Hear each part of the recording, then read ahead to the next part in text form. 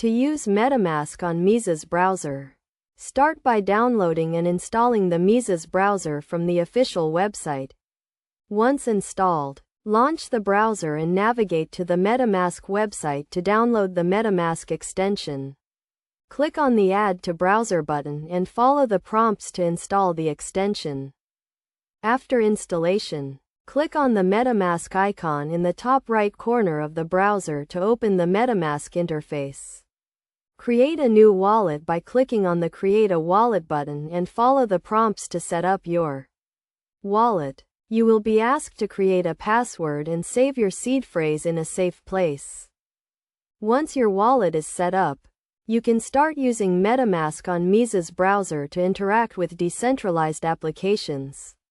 To do this, navigate to the website of the decentralized application you want to use and click on the Connect to Wallet button. Select Metamask as your wallet and confirm the connection.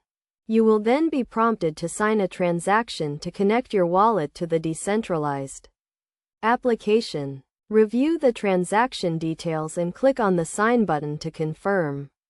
You can then use the decentralized application with your Metamask wallet to send cryptocurrency using Metamask on Mises browser.